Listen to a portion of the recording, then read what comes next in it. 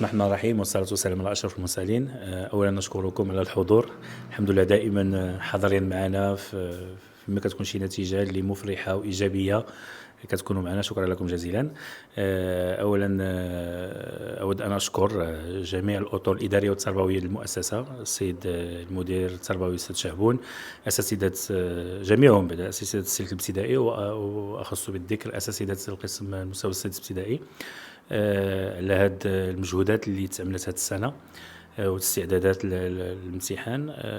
فهاد النتيجة اللي حصلها هاد الوليد ما كانش منفردة، بالعكس فجميع التلاميذ كما شفتوا مجموعة من التلاميذ حصلوا على 10 في مجموعة من المواد، وهذا إن دل عن شيء يدل على الاستراتيجية اللي خدمت بها المؤسسة منذ افتتاحها، وهي التركيز على الحياة المدرسية والأنشطة الموازية والقراءة. لأن باش تجيب 10 فرنسيه او 10 في لا برودكسيون كريت و10 في الانشاء ماشي بهذه السهوله. الا ما كانش عندك وعاء تربوي، عندك فوكابولير في الدماغ، ما تقدرش تجيب هاد لانوط. والحمد لله هذا يسعدنا بان الاستراتيجيه اللي خدمنا عليها هي نقصوا شويه من ديك الضغط على الوليدات ونكثروا من الانشطه الموازيه ونكثروا من القراءه. هي كتعطي الاكل ديالها. يعني ملي كنشوف الوليدات كل شيء جاب ميزه، يعني 58 تلميذ جابت ميزه وكلهم جابوا نقاط جد ممتازه في اللغه العربيه واللغه الفرنسيه اللي هي فيها الانشاء ولا برودكسيون كريت، فهذا يدل على الاستراتيجيه اللي خدمه بها المؤسسه.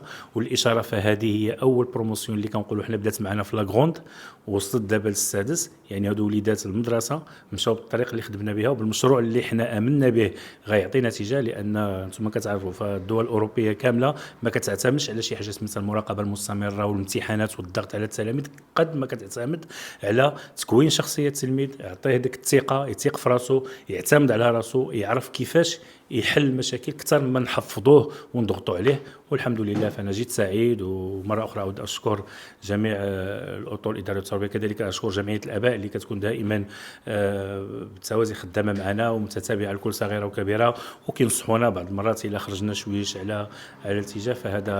فهذا عمل ونتيجه لمجهودات الجميع، الاسره، المؤسسه، الوليدات كذلك.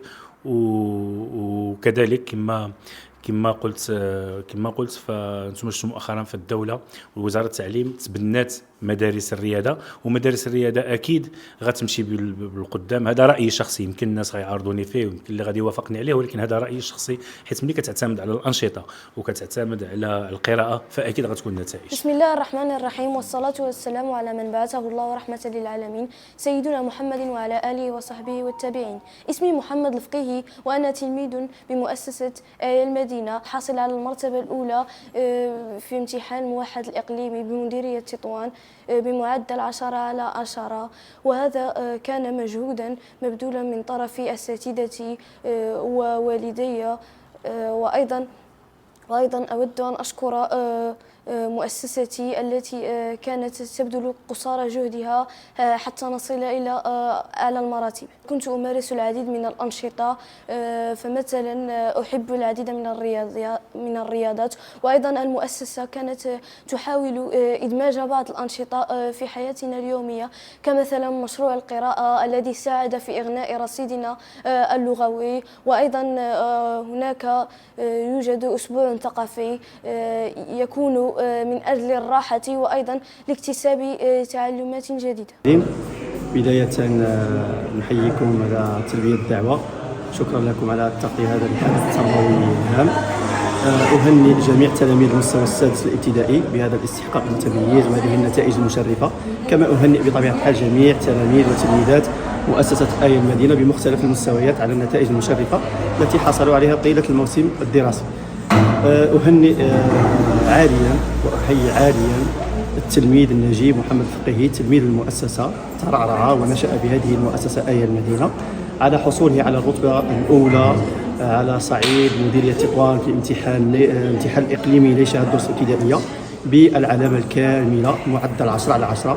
هنيئا له. لا بضروري إلا أن أحيي جميع المتدخلين في العملية التربوية، من جمعية الآباء، من الأسر، من الأساتذة، من الأطر العاملة، الأطر الإدارية التربوية وجميع العاملين بالمؤسسة، وشكرا للجميع. السلام عليكم، معكم أستاذة اللغة العربية التلميذ محمد الفقيهي. صراحة نتائج كانت منتظرة من تلميذ مجد وذكي يعمل بشغف طيلة السنة وله مهارات التعلم ما تمكنه أن يتبوأ المراتب الأولى.